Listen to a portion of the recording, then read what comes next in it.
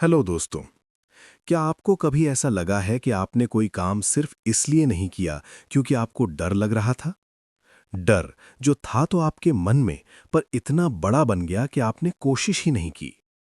आप सभी का दिल से स्वागत है हमारे चैनल लर्न विद देवांश में चल रहे इस पॉडकास्ट में। आज हम बात करेंगे फियर वर्सेस रियलिटी।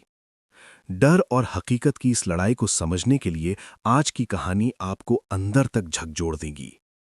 आरव एक 17 साल का लड़का है। पढ़ने में अच्छा, बात करने में दमदार, लेकिन उसे सबसे ज्यादा डर लगता है स्टेज पर जाने से। स्कूल का फाइनल इवेंट था। टीचर ने आरव का नाम अनाउंस किया, मोटिवेशनल स्पीच बाय आरव। पूरा स्कूल तालियों से गूंज उठा, लेकिन आरव का दिल धक धक करने लगा। उसके मन ने कहना शुरू किया, तेरी आवाज कांपेगी, लोग हंसेंगे, अगर भूल गया तो। वो डर इतना हावी हो गया कि उस दिन आरव ने पेट दर्द का बहाना बनाकर स्कूल ही नहीं गया। और फिर घर आकर उसने अपनी मां से कहा, मां मुझसे नहीं होगा, मुझे डर लगता है।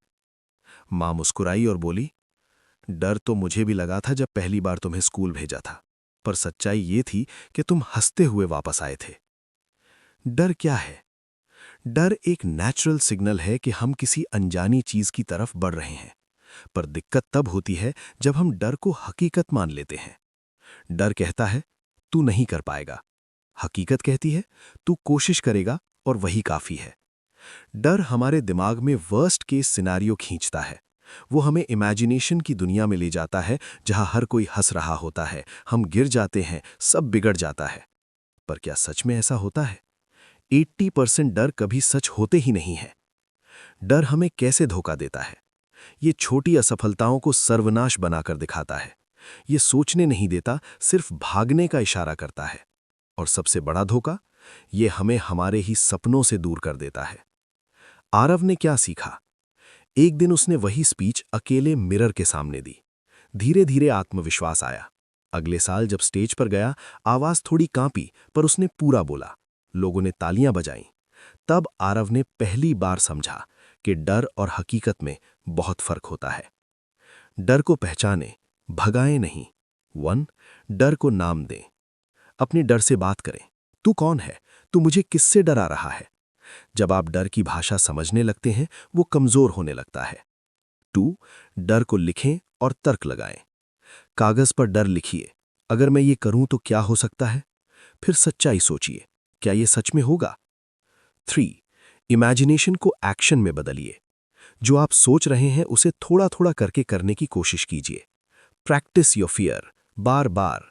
डर धीरे धीरे मिटने लगता है। 4, सपोर्ट सिस्टम बनाएं। किसी अपने से बात कीजिए। डर की ताकत कम हो जाती है जब हम उसे किसी के सामने खोलते हैं। आज एक छोटा डर चुनिए, जैसे किसी से माफी मांगना, या किसी से ना कहना, या कोई कॉल करना जो टाल रहे थे। उसे कीजिए। छोटा डर, छोटा कदम, लेकिन बड़ा बदलाव। दोस्तों, डर हमें रोकेगा, क्योंकि डर का काम ही यही है। लेकिन अगर हम उसे सुनकर वहीं रुक जाए, तो हम अपनी ही जिंदगी से पीछे हट जाते हैं। आपका सपना, आपकी पहचान डर से बहुत बड़ी है। अगले एपिसोड में हम बात करेंगे ओवर थिंकिंग। जब मन ज्यादा सोचने लगता है तो कैसे रोका जाए, क्योंकि सोच एक ताकत है, पर जब वही ज्यादा हो जाए तो वो आपको परेशान कर देती है। ऐसी ही कहानियों को सुनते रहने के लिए हमारे चैनल लर्न विद देवांश को सब्सक्राइब करें। तब तक याद रखिए, डर है, लेकिन आप उससे बड़े हैं। सांस लीजिए, मुस्कुराइए और पहला कदम उठाइए। शुक्रिया।